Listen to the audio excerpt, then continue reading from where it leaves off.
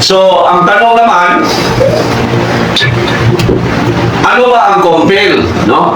Now, mga kapatid, ang confirmation is a sacrament in which through the prayer and the anointing of the forehead with christened by the minister, the Holy Spirit is communicated to a baptized person to make him or her a strong and perfect Christian and a soldier of Jesus Christ. So dahil sa compel, na ang ibig sabihin ay isang sakramento kung saan sa pamagitan ng pagdarasal at pagbabayad ng langis ng ministro para sa ating noo, ang Espiritu Santo ay matanggap sa taong nabautismuhan o bininyagan na upang maging siya ay matatag at ganap na Kristiyano at sundalo ng ating Panginoong Jesucristo. Yan ang ibig sabihin ng compel. So dahil dyan, kailangan ang tao ay makatanggap ng confirmation or makatanggap siya ng compel. Kasi kailangan ito upang tayo ay maging sundalo ng ating Panginoong Hesus. Hindi sa physical na gira, kundi sa spiritual, na sa paraan na ituturo ang tama. Kahit sino pang magalit, sino pang maano, ituturo ang tama. Dahil dyan, tinatawag tayo o maging soldier o sundalo tayo ng ating Panginoong Hesus. Kasi kailangan hindi tayo matakot magpahayag ng katotohanan. Now, so ang etimolohiya o pinanggalingan ng salitang compel, mga kapatid, ay ang Latin na salitang confirmare, nang ibig sabihin or nangangahulugan ng patibayin. Yan ang confirmation. Patibayin tayo. Palakasin ang ating pananampalataya upang tayo maging matibay. Now, sa CCC 1285 ay sinabi, baptism, the Eucharist, and the sacrament of confirmation together constitute the sacraments of Christian initiation. So, Christian initiation, no? Kung anong sabihin nito dahil ipatuloy ko muna, no? Whose unity must be safeguarded. It must be explained to the faithful that the reception of the sacrament of confirmation is necessary for the completion of baptismal grace. So, importante ang confirmation. Now, ito ang ibig sabihin, no, sa CCC 1285. Na ang sakramentong kumpil ay isa sa mga tatlong sakramento. So, tatlong mga sakramento, ng pasimulan o Kristiyano pasimulan or Christian initiation, na dahil dyan tayo ay maging ganap na membro ng simbahan. So, at ito ang binyag, kumpil at Eucharistia, na kung kaninong pagkakaisa ay dapat pangalagaan. Kailangan ipaliwanag na mabuti sa mga mananampalataya na ang pagtanggap ng sakramento kumpil ay kailangan para pagtanggap ng buong grasya ng binyag. So, ang buong grasya natin, ang buong grasya ng bautismo o binyag na maaaring matanggap ng isang tao tuwing siya ay bininyagan, ay matanggap ng lubos dahil sa confirmation. Yan, mga kapatid, ang ibig sabihin sa itinuro ng simbahan na nakasaad dito sa CCC 1285 na kailangan makonbirmahan ng isang tao na nabinyagan na. So, yan, mga kapatid. So, importante, no? Importante ang... So, hindi pa akin. So, mayroon naman tayo mga teksto sa banal na kasulatan natin basahin, no? Now, ito ang sinabi. Ito na naman. Ang tanong, sino naman ang ministro ng kumpil? Kasi, mayroon nagtanong, bakit ang pare ay hindi makabigay ng confirmation? So, kasi, ang ministro sa confirmation ay ang mga pinuno ng simbahan, yung mga malaki o mataas na ang posisyon. They are all priests, pero diferensya sila sa ilang katungdanan. That is why, ang pare na nagdadala ng ng diocese ay obispo na ang tawag sa kanya. Ang pare na siyang nagdadala sa buong simbahan sa buong mundo ay pope na ang tawag sa kanya. So, ito ang sinabi sa 1 Timoteo 4:14. Huwag mong pababayaan ang kaloob ng Espiritu Santo na ibinigay sa iyo nang magsalita ang mga propeta at ipatong sa iyo ng mga pinuno ng iglesia ang kanilang kamay. So, pinuno ng iglesia ang sinabi rito dahilan ito ay patungkol sa mga obispo na siyang mag-initiate ng confirmation o compel. So, yan mga kapatid. So, hindi pare, no? Maliban kung walang obispo at sasabihin ng obispo na ipadala kita upang magkonfirma doon sa inyong parokya. Yan, pwede ang pare. Kung mayroon siyang authorization. Now, ito rin ang compel rin or sa compel o confirmation, diyan natin matanggap ang Holy Spirit. So, napakaganda ang confirmation. Napakaganda. Kasi diyan matanggap natin ang Holy Spirit. Diba siya yung Holy Spirit? Matanggap ng isang tao na kaanib sa tunay na Iglesia ni Cristo tuwing siya ay ma-compel o ma-confirm. Holy Spirit, hindi yan basta-basta. So, kung bigay lang ang ating inaaniban, sikta lang, wala tayong Holy Spirit. Ang nandyan, sabi ng iba, bad spirit. Yes, totoo yan. Bad spirit ang nasa mga tao na hindi kaanib sa tunay na Iglesia ni Cristo na nakilala bilang Catholic Church. So, bad spirit ang nandyan sa mga sikta na itinayo ng tao. At dahil bad spirit ang nasa kanila, inuusig nila ang itinayo ng ating Panginoong Hesus. Kita niyo mga kapatid? Kung anong simbahan o reliyon na yun sa buong mundo ang inuusig, walang iba kundi ang Iglesia Katolika. Kasi yan ang tunay na Iglesia. Kasi ang mga protestante, ang nasa kanila ay bad spirit, hindi ang Holy Spirit. Masakit, pero kailangan sasabihin natin na wala sa mga protestante ang Holy Spirit, kundi bad spirit ang sa kanila. Imagine, inuusig nila ang iglesia na tinayo ng Panginoong Hesus. Paano tayo maniniwala na sila ay nasa kanila ang Holy Spirit? Inuusig nila ang simbahan na ginagabayan ng Holy Spirit. No, okay, tingnan ninyo itong mga kapatid bakit bad spirit ang nasa mga sikta. Mga kapatid, ang Holy Spirit ay ipinadala ng Diyos upang gumagabay sa simbahan na itinayo ng Panginoon Hesus. Ating basahin ang Juan 14:26. Gisultihan ko, ang manalaban ang Espiritu Santo nga ipadala sa amahan sa kungangan, magtudlo o magpainomdom kaniyo sa tanan nga kung itudlo kaniyo. What's it? Ang Holy Spirit ang magpaalaala sa itinuro ng Panginoon Hesus sa kanyang iglesia na ang unang miyong kaanib ay ang mga apostoles na nakilala bilang Iglesia Katolika. Pero inuusig ng mga protestante. So paano tayo makasabi na nandyan sa kanila ang Holy Spirit?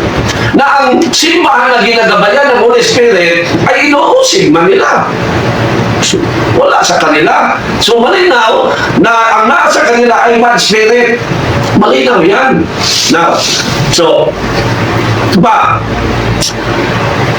sa sinulat din sa Juan, ating mabasa kung paano natin matanggap ang Espiritu Santo. Malinaw din pinayag ng ating mga San Juan kung paano matanggap ng isang bininyagan o isang kaanib ng tunay na Iglesia ni Cristo ang Espiritu Santo. Paano matanggap? Ito ang sinabi. 1:22. Pagkatapos, sila'y hiningahan niya at sinabi, tanggapin ninyo ang Espiritu Santo. Malinaw.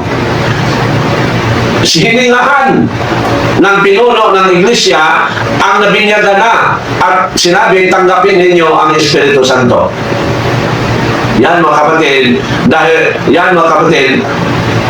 na dahil ang obispo ay hiningahan ang ating ulo tuwing tayo ay iko-compel. Hihingahan natin ng obispo ang ating ulo. At sa pamagitan niyan ay dumapo na sa atin ang Holy Spirit. Napakaganda ang tunay na Christian religion. Napakaganda. Niya, maniniwala lang tayo sa mili ng mga ngaral na walang iba kundi ang mga pastor ng masikta. Sayang ang buhay natin. Kung ang tao ay maniniwala sa mga pastor, mabuti na lang sana hindi siya naging tao sa mundo o hindi siya isinilang sa mundo. Kung ang tao ay maakit lang sa mga mili na mga ngaral na walang iba ang mga pastor. Mahirapan tayong magbigkas sa Tagalog kasi hindi tayo native na Tagalog. So yan mga kapatid, sayang ang buhay ng tao kung hanggang sa kamatayan niya ay isa siyang protestante. Sayang ang buhay niya. Sayang. Kaya pagdasal natin sila mga kapatid. Now, sapat din ang gawa ng mga apostoles. Ating mababasa na ang Espiritu Santo ay lumapo sa mga kaanib ng tunay na iglesia. Ating sahin mga kapatid ang gawa 2:4. Ito ang sinabi. May nakita silang parang mga dilang apoy na lumapo sa bawat isa sa kanila. At silang lahat ay napuspos ng Espiritu Santo at nagsimulang magsalita ng iba't ibang wika ayon sa pinagkaloob sa kanila ng Espiritu Santo. So sa iglesia na itinayo ng Panginoong Hesus ay nangyari o nakita ng mga unang kaanib sa tunay na iglesia na dumapo sa kanila ang Espiritu Santo. Malinaw. Kaya importante na isang tao ay maging kaanib o nabinyagan sa tunay na iglesia ni Kristo. Kasi insure na siya sa pagdabo sa Holy Spirit sa Kanya sa pamagitan ng mga pinuno ng simbahan na walang iba kundi ang mga obispo. Sure na sure na. Ang atin na lang gawin ay mamumuhay ng ayon sa kalooban ng Diyos upang patuloy na gumagabay sa atin ang banal na Espiritu. Yan mga kapatid. So, blessed, we are so blessed, no? Blessed tayong mga Kristiyanong tunay. Kasi ang Holy Spirit ay nasa atin. Kaya, ipagdasal natin ang mga nakilala natin mga tao na naging Katoliko noon at ngayon Protestante na. Yan ang ginagawa ko rin. Every day, pinagdasal ko sila mga kapatid. Pinagdasal ko sila. Okay. Nang matapos din, nang umakyat ang ating Panginoong Hesus, ang mga apostol ay nagsimula na magpatong sa kanilang mga kamay sa mga nabautismuhan. So, after the ascension of our Lord Jesus Christ, the apostles started to initiate the confirmation. Ilan ang ipinatong ang kanilang mga kamay upang dumapo sa nabinyagan ang Holy Spirit. Ito ay mababasa natin sa Gawa 8:16-17. Itong sinabi. Sapagkat hindi pa ito bumababa sa kanino man sa kanila, sila'y nabautismuhan pa lamang sa pangalan ng Panginoong Hesus. Ipinatong ni Pedro at Juan ang kanilang kamay sa mga Samaritano at tumanggap ang mga ito ng Espiritu Santo. So, matapos mabautismuhan o mabinyagan ang kaanib sa tunay na iglesia, doon na gawin ang confirmation. Ipinatong ng mga obispo sa ating ulo ang kanilang mga kamay at matanggap na natin ang banal na Espiritu. Napakaganda ang tunay na Christian religion. Napakaganda mga kapatid. Yan, ikambyo lang natin sa mga sikta. Mabuti pa lang, hindi na lang tayo isinilang kaysa maniniwala tayo sa mga pastor. Mas mabuti pang hindi na lang tayo isinilang kaysa maniwala tayo sa mga mini na mga ngaral na walang iba kundi ang mga pastor. Ito ba? Mababasa rin natin sa gawa ni 19:6 nang ito ang sinabi, nang ipatong ni Pablo ang kanyang kamay sa kanila, bumaba sa kanila ang Espiritu Santo. Napakaganda. At sila ay nagsalita ng iba't ibang wika at nagpahayag ng mensahe mula sa Diyos. Noong una, sa panahon ng mga apostol, ay nakatanggap sila ng mga gasa sa pagsalita ng kahit anong wika. Dahil yan ay pasimula pa lang. Hindi pa sila nag-aaral upang makaalam sila sa mga wika sa ibang bansa. So, at ipinahayag rin dito na ang unang iglesia ay ginagabayan ng milagro. Nandyan, binigyan sila ng mga milagro ng ating Panginoong Hesus sa pamagitan ng pagsalita nila sa mga wika na hindi nila pinag-aralan. Kasi hindi pa nila naisip yan. Kasi diretso silang tinawag ng ating Panginoong Hesus. At sa kanila panahon, marami ng mga nason na iba't ibang wika. So, upang madali ang kanilang pagtuturo o pag-akit upang maging Christian ang mga taong hindi pa naging Christian, binigyan sila ng milagro na maaaring makasalita kahit anong wika sa mga makinig sa kanila. Miracle.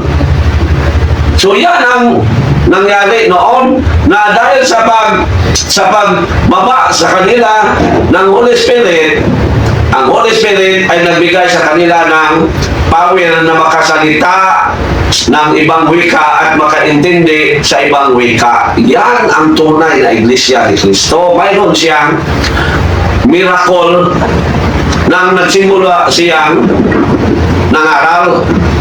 Yan mga kapatid. Ngayon, yung mga pastor, kumpara natin sa mga apostoles. Marunong ba sila magsalita sa ibang wika? Hindi. Maliban kung nag-aaral sila. Pero kung hindi sila nag-aaral sa wika ng ibang bansa, hindi, walang marunong na makasalita. Pero ang tunay na iglesia sa pasimulan ay binigyan ng power sa may-ari ng simbahan na walang iba kundi ang Panginoong Hesus sa pamagitan sa pagpadala niya at ng Ama sa Holy Spirit na siyang mag-guide, magabay at magbigay milagro sa kanyang iglesia na makasalita o na makapagsalita ng iba't ibang wika at makaintindi ng iba't ibang wika sa kahit anong bansa. Yan mga kapatid. So, miracle. So, blessed, we are so blessed because nandyan sa atin ang third person of the Holy Spirit, third person of the Trinity, na walang iba kundi ang Holy Spirit. We are so blessed mga kapatid. That is why hindi natin i-abuse ang ating pagka-Christian. Mamumuhay tayong banal. Yan mga kapatid. Okay. Ito ba? So, okay. Okay. So, sinabi, dito na pa rin sa, so, sinabi ng mga, so, dahil tayo mga Kristiyano ay kailangan ipatanggol natin ang magandang balita, kailangan tayo ay mag-aral sa ating mga doktrina or palaging magdasal upang gabayan tayo palagi sa banal na Espiritu. Kasi ipinayag dito sa banal na kasulatan na tayo ay na ipagtanggol natin ang mabuting balita, magandang balita. Ito ang mabuting balita, no? Ito ang sinabi sa Pilipos 1:16. Si Kristo ay ipinangaral nila dahil sa tunay na pagmamahal, sapagkat alam nilang ako'y hinirang upang ipagtanggol ang magandang balita. So magandang balita ang ginamit nito, no? Ginagamit nito. So, malinaw na ang Holy Spirit ay gumagabay sa atin at dahil dyan, binigyan niya tayo ng gawain or dapat gawin na ipagtanggol ang simbahan. At ito ang ginagawa sa mga Catholic Faith Defender. Mabasa rin natin sa Judas 1:3. Sinabi rito, mga minamahal, ang nais ko sanang isulat sa inyo ay ang tungkol sa kaligtasang tinatamasa nating lahat. Ngunit nakita kong ang kailangang isulat sa inyo ay isang panawagan na inyong ipaglaban ang pananampalatayang ipinagkaloob minsan at magpakailanman sa mga banal. So mayroon tayong dapat gawin na ipagtanggol ang ating pananampalataya.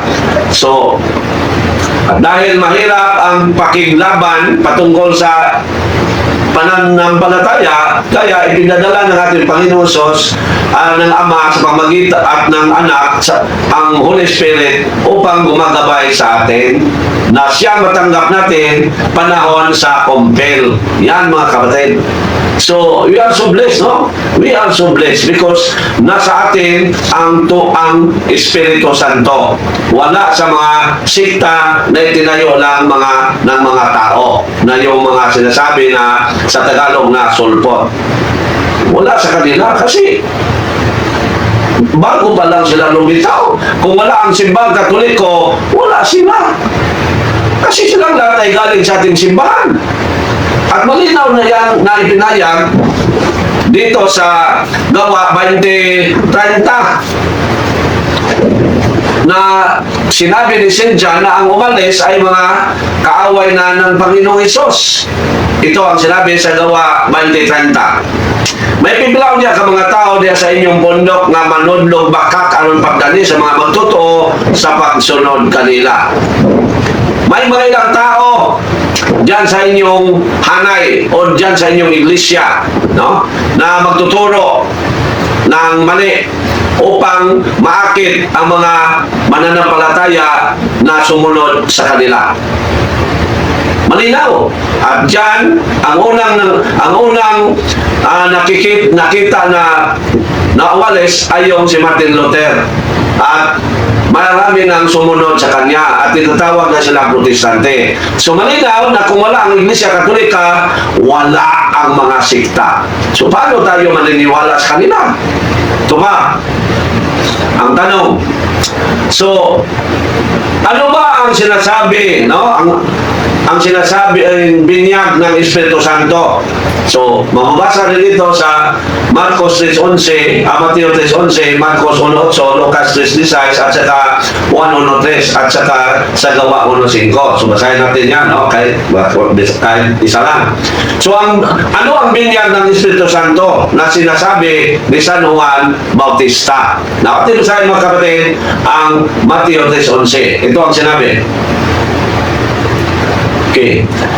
Binabautismuhan ko kayo sa tubig bilang patunay ng inyong pagsisisi at pagtalikod sa kasalanan.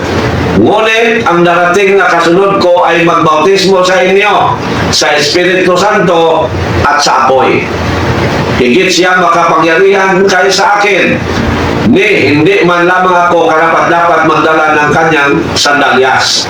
So, mababasa rin natin sa Marcos 1:8, no? Bautismuhan ko kayo sa tubig, ngunit bautismuhan niya kayo sa Espiritu Santo. So, ano ba ang ibig sabihin ng binyag ng Holy Spirit or binyag ng apoy?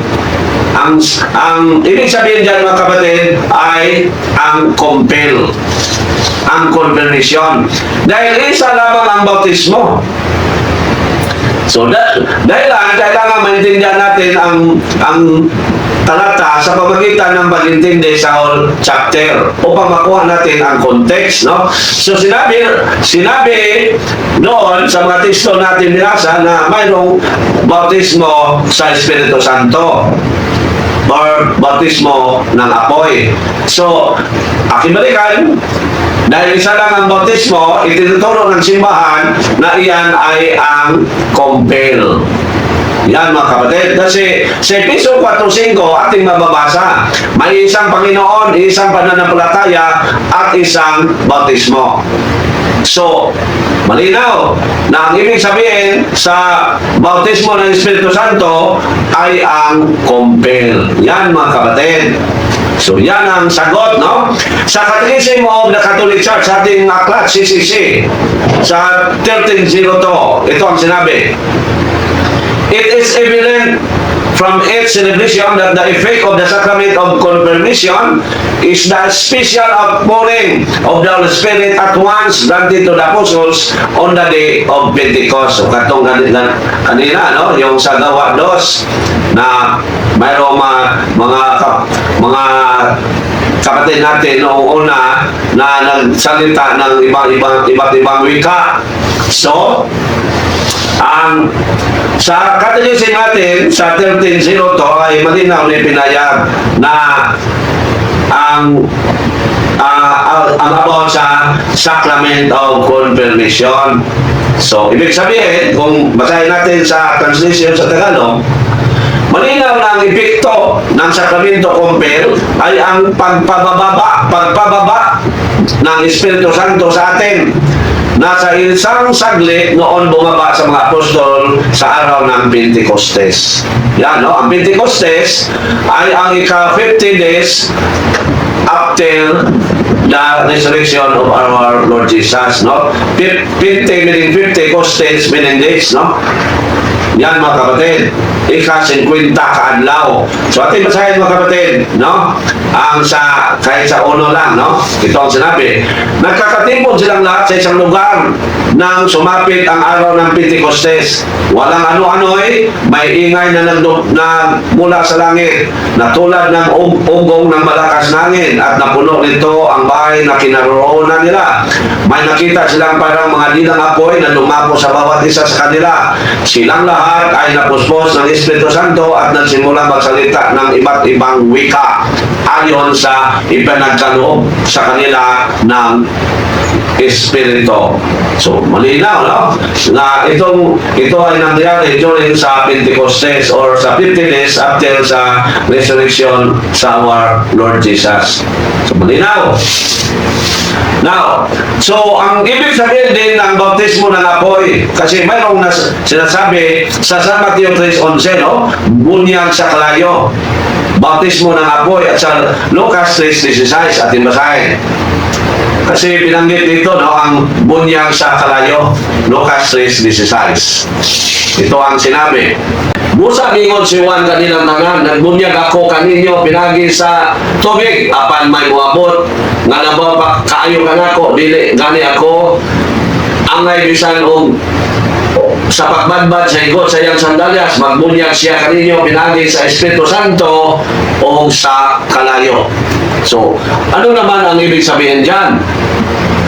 So, ang ibig sabihin dyan mga kapatid, so ang sinabi na bautismo ng apoy ng Panginoong Hesus, lamang ang makakagawa ay ang dalisayin ng puso ng taong na bautismohan. Yan mga kapatid, dalisayin. So, tuwing matanggap natin ang confirmation, dinalisay na ng Panginoon ang ating puso. At yan ay ipinayag din ng kahit sa banal na sa lumang tipan, no? Ating basahin mga kapatid ang Zacarias 3:9. Ito ang sinabi, ang mga ito ay padadaanin ko sa apoy upang dalisayin tulad ng pagdalisay sa pilak at ginto. Ito mga kapatid. Pero itong Zacarias 3:9 ay nagpapayag din ito sa ikatatlong bahin ng mga Hudyo na ang dalawang bahin o dalawang ang ikalawa at ang una at ikalawang bahin ng mga Hudyo ay yung sinalikway na ng Diyos. Ano ba yun? Ngunit ang ikatlong bahin na siyang gumawa ng kabutihan kahit makasala pa rin ay dinalisay ng Diyos. yan ang unang ibig sabihin dito mga kapatid sa Zacarias 13:9 na nagsasabi, Ama, ito'y padadaanin ko sa apoy upang dalisayin tulad ng pagdalisay sa pila at ginto. Ang ikatlong bahagi man din sila. Kung i-atras natin ang talatang iyan, mababasa natin ang ikatlo. Aking basahin dito sa Bisaya, no? Zacarias, upang maintindihan natin. So, ang ibig sabihin sa Zacarias 13:9, unang-una ay patungkol ito sa mga Hudyo. At ikalawa, sa Kristyanismo na siyang dahilan bakit mayroong sinasabing binyag ng apoy. So, ating basahin. Kailangan mag-search tayo, no? Magtanong sa Vatican kasi mayroon naman silang mga website dito na ipinopost. Noon tayo magtanong. So, Zacarias okay, 13:9. Kung iatras natin mga kapatid, ang ikatlong bahin, ito ang sinabi. Mingon ang Ginoong Diyos na labing gamanan, pagmata o espada, abasa ang akong magbalantay sa kaniro. Ang tao nga nag-alagad kanako, patya ang magbalantay aron makagkatibulag ang mga kaniro. Hampakon ko ang mga nati sa tibok nason. Sa tibok nason, duha sa tulo kabahin. Malinaw ha? Duha sa tulo kabahin, pamatya o mga hanaw sila. O sa lamang sa tulo kabahin ang magpabiling buhi. So, ibig sabihin, yung mga naniniwala sa tunay na Diyos ay gumawa ng kabutihan ay isa lang sa tatlong bahin o tatlong bahagi ng Israel. Isa lang ang gumagawa ng kabutihan. Kaya ipinahayag dito na ang ikatlong bahin ay dalisayin or pa sa Panginoon, no? Nang dinalisay pa sa pamagitan ng apoy. Ang apoy yung awa ng Diyos, no? Si aking magbasahin. Ama, ito'y padadaanin ko sa apoy upang dalisayin tulad ng pagdalisay sa pilat at ginto. Pero hindi physical na apoy, no? Hindi physical na apoy. Yung pagmamahal ng Diyos na dumalisay sa kanila. Okay. So sa Lewikain o Panultiyon 17:3, sinabi rin dito, dinadalisay sa apoy ang ginto at pilat, ngunit sa puso ng tao'y si Yahweh ang sumisyasat. So, yan ang ibig sabihin, no? Dalisayin ang puso ng tao sa pamagitan ng pagmamahal ng Diyos. Supotlion niyang tao na kanyang pinili. So, yan ang ibig sabihin dyan mga kapatid, no? Nang sinabing bautismo ng apoy at saka yung sinasabing bautismo ng Espiritu Santo. So, yan ay patungkol sa compel. Na sa compel, dinalisay na ng Diyos ang ating buong pagkatao sa pamagitan ng pagbaba ng Espiritu Santo. Kaya, kailangan manatili tayong banal sa ating natanggap na tayo ay naging banal sa pamagitan ng binyag at compel.